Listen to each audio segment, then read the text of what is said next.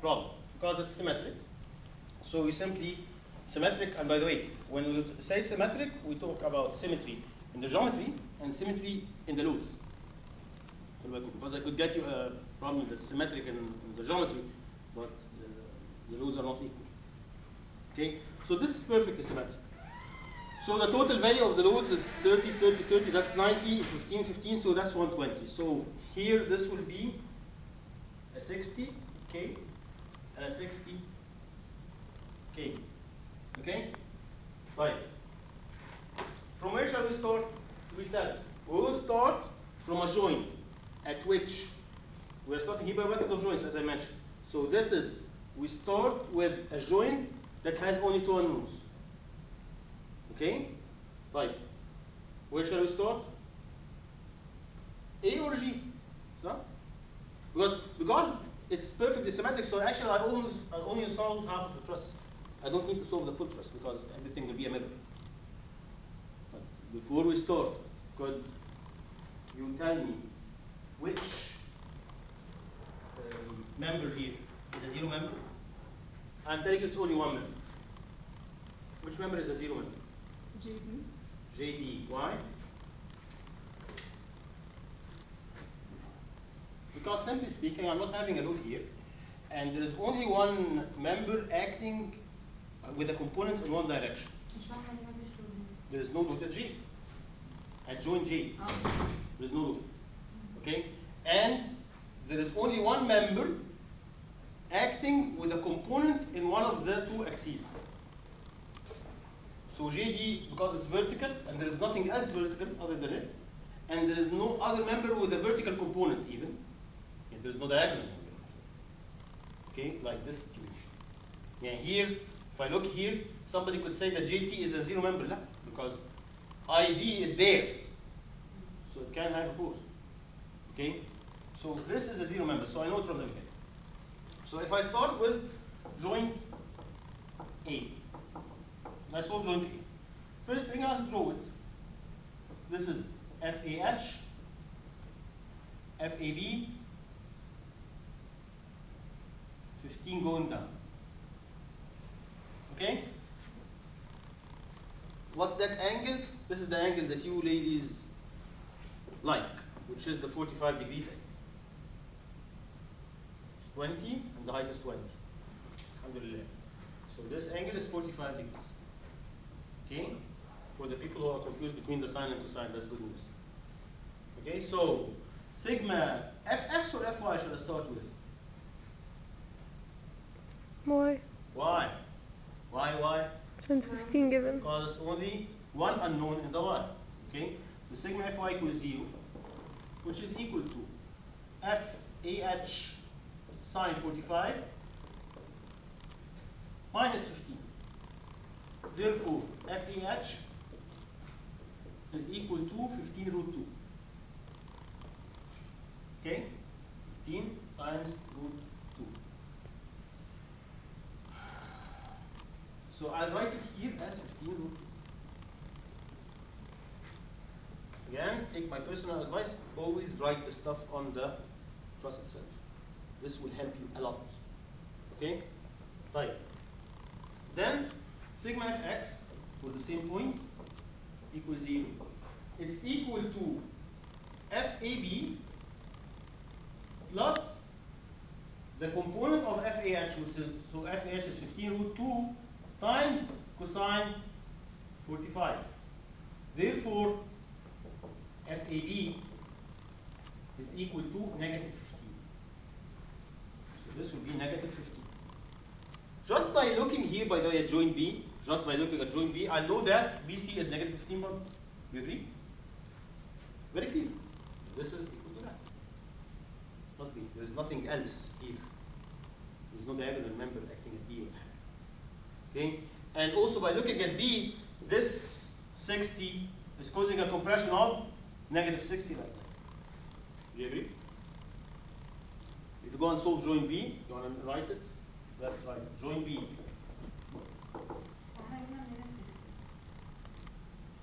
This is the reaction. I have a reaction of 60.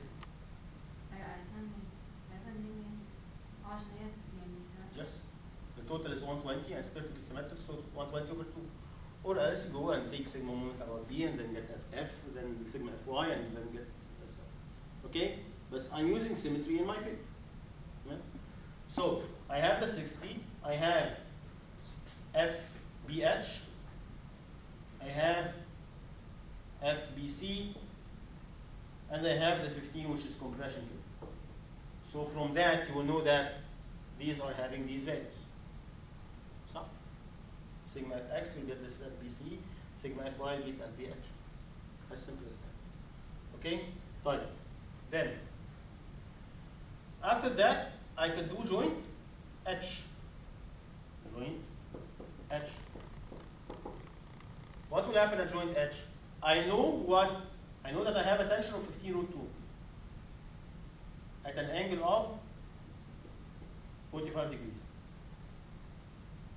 And I know that I have a compression of 60 vertical. And I know that there is another one with an angle Barlow of 45 degrees, which is FHC. This is 45 okay? And this is this is 45. And this is FHI. Okay? So again, which direction should I start with? Y or X? Y. Sigma Fy equals 0 equals the 60 minus FHC sine 45 minus 15 root 2 sine 45 going. Okay? 15 root 2 sine 45, this will be 15. So this will be 45. Therefore, FHC is equal to, I'll send it to the other direction. So it will be the positive 45 over sine 45. So this is 45 root 2. You notice something, that the order is starting to increase. So this is 45 root 2. Okay? Right. Sigma Fx equals 0 equals FHI plus the 45 root 2 to sine 45 minus 15 root 2 to sine 45. Therefore, FHI is equal to negative 30 root 2, because I'm sending these two on the other side, to sine 45. So this is negative 30. Negative 30. Okay? Right. Then, I have how many more joints remaining? Joint C and joint I. كده نبقى خلصنا. Okay? So, let's do joint C. Joint C. I have 45 root 2.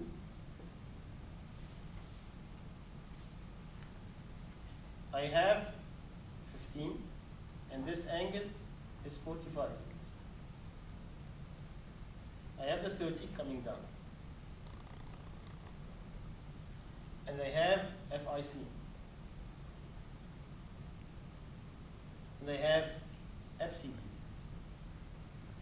And there's good news, which is they don't have components anywhere else. So I'll get sigma Fx get one, and then sigma Fy get the other one. So here it doesn't make any difference whether I start with the X or the Y. Okay? So if I start with the X, sigma Fx equals 0 equals FCD plus 15, this 15, minus 45 root 2 cosine 45. Therefore, FCD is equal to, so this will be negative 30. I will send it to the other way around. This will be 30.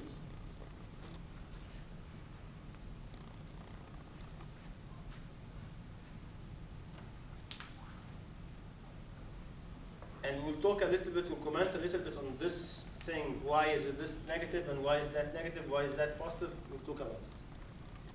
Then, sigma Fy equals 0 equals FIC minus 30 plus 45 root 2 sine 45. Therefore, FIC equals, so this is 45 minus 30, this is 15. I'll send it to the other way, so this is negative 15. Negative 15. Okay? Fine. Then,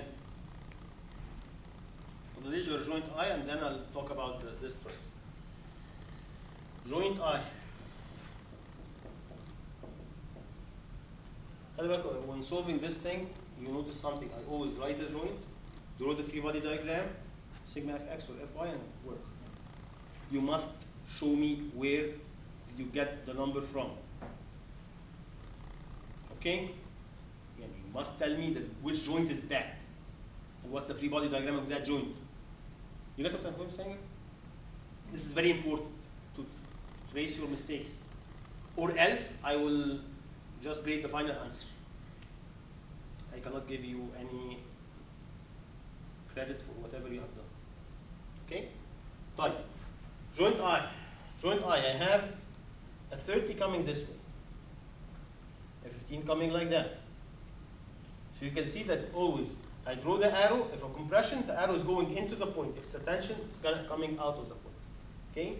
This is FID at an angle of 45 degrees. And this is Fij. So, which direction shall I start with? X or Y?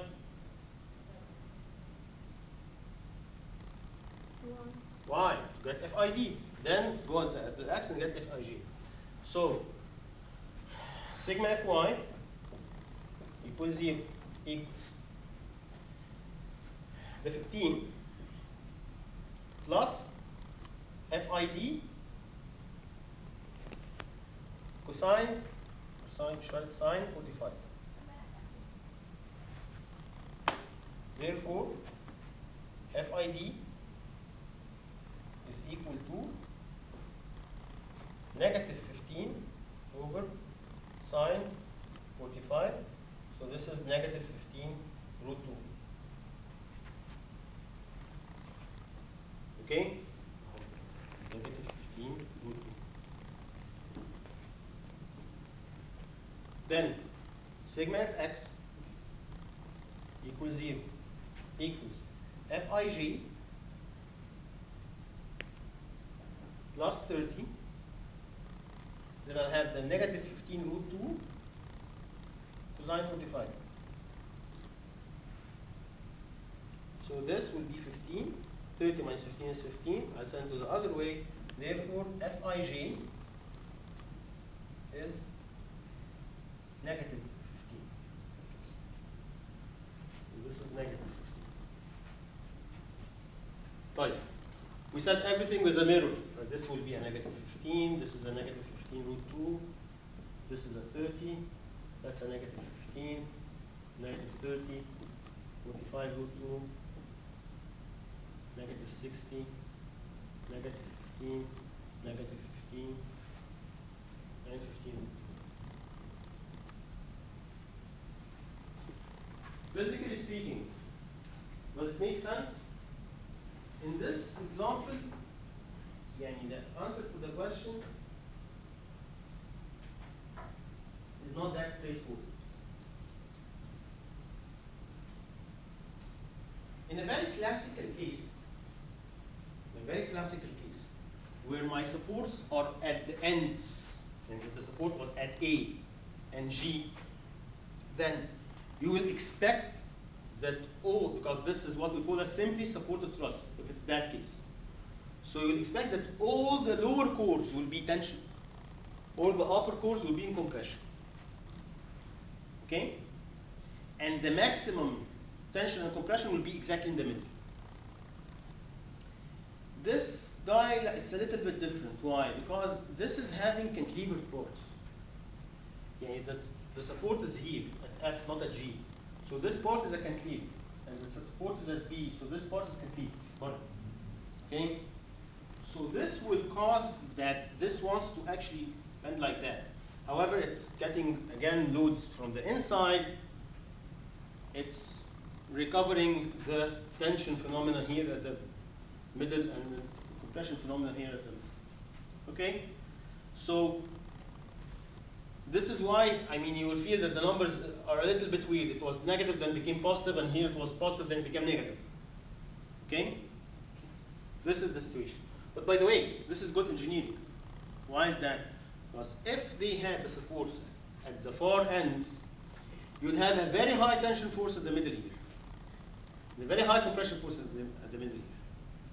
So this will require you to have larger members, heavier members when you are designing this thing. So in terms of design-wise, this is a good design. Okay? Okay, so that's it for this example.